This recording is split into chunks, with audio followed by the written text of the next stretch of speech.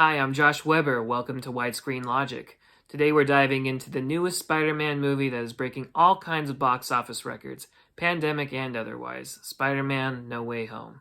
I'm going to give a brief overview of this and then I'm going to dive into spoiler mode because it's just really hard to talk about the best things about this movie without getting into the finer details of the plot. I also want to respect anyone that may have stumbled upon this and isn't ready for that, so I'll give a brief warning and then be diving in.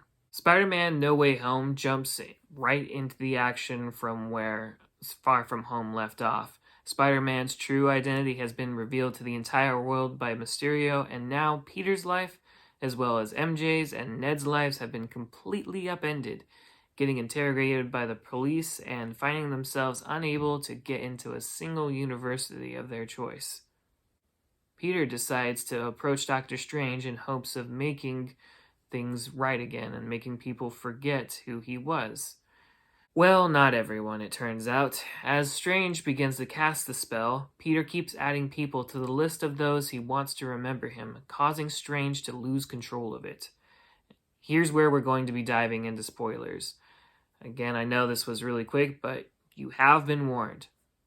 So, it turns out that although Strange managed to contain the spell, it wasn't before some villains from both of the Tobey Maguire and Andrew Garfield Spider-Man universes got sucked in, including, but perhaps not limited to, Electro, Norman Osborn, Doc Ock, the Lizard, and the Sandman.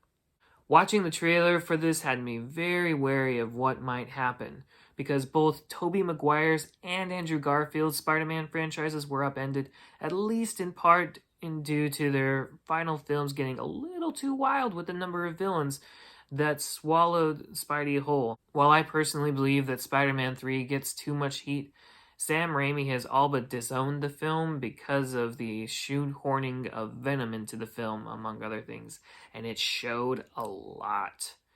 The creative decision to not have one, not two, but three villains in The Amazing Spider-Man 2, in part to set up an eventual Sinister Six film, was a choice that would not only undo that spin-off and other various spin-offs of the Spider-Man franchise, but Spider-Man as a whole at the time.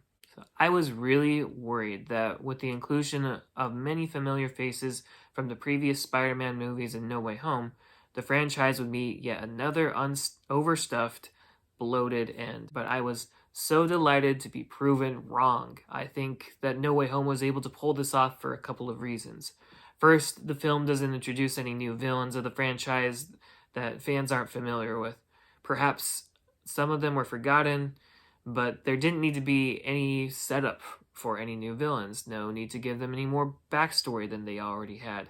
No Way Home assumes people have done their homework and they cut to the chase. So if you haven't caught up with Sam Raimi's or Mark Webb's Spider-Man universes movies, you should really go and revisit them. For the most part, I'd say that the villains are also used to the best they could be story-wise. Personally, I would have been just fine if they had left the Lizard behind. Jamie Foxx as Electro proves again he can handle himself just fine, but the Lizard serves mostly as a running gag as the weirdest looking villain of the bunch, and I wish they would have either given Rhys Ifans better material or just left him out altogether. By the end, I felt like there was nothing that he really added. That being said, it was a joy to watch Tom Holland get to interact with Alfred Molina and with Willem Dafoe as Doc Ock and the Green Goblin. Tobey Maguire's franchise has gotten a lot of derision over the last decade, but I think we all know that while Michael Keaton and Jake Gyllenhaal have made for good versions of the Vulture and Mysterio, they just won't have the cultural impact that Molina and Dafoe did. I really appreciated that they were not just interested in giving these two glorified cameos, but they actually used them to create Peter's emotional arc for No Way Home. I also love that we got to see all three Spider-Man actors team up and work alongside each other. While I've had a great time with Tom Holland's iteration of Peter Parker, I really came to love the character through the portrayals given by Tobey Maguire and Andrew Garfield, mostly Tobey Maguire. For all the messiness that occurred in their movies over the years, they always gave great performances, and watching them mentor Tom Holland's Peter was used to great effect. No Way Home takes some big swings that aren't just self-serving either. While I have mixed feelings about Marisa Tomei's Aunt May and what purpose she served to the last few movies, I was surprised at how affected I was by her death at the hands of the Green Goblin. It was a move that really felt earned, not just one they had arrived at in the writer's room because they ran out of ideas. Making Tom Holland decide what he really believes is Spider-Man, and giving Andrew Garfield and Tobey Maguire Spider-Man a chance to help him make it really rewarding. I was glad that Peter also had to live with the consequences of his choices, and he wasn't let off the hook by Doctor Strange by letting Ned and MJ remember him. I was really worried that at the end they would make some caveat for them somehow with the magic, and then it would have been a happier ending. Everybody would have been just fine and whatever. I'm really glad they didn't, because it would have completely undone some of the emotional arcs that began in the movie. I feel like the MCU has struggled a lot of the time outside of this and Avengers Endgame to stick to the emotional stakes of their stories. People die, but they come back to life. Superheroes are accountable, and then they're not. I really enjoyed the first 8 episodes of the Disney Plus series WandaVision, but in its final episode, I was really disappointed because suddenly, when it came time for Wanda to face the consequences of her actions of putting an entire city under her spell, she was mostly let off the hook, aside from some nasty looks and side-eyes she got from the civilians that were totally earned. I felt that we were made to believe she was just the hero of the story who would go underappreciated for what she did. And while she did save the city from Agatha Harkness, it was a mess that was largely due to her creating a fantasy world.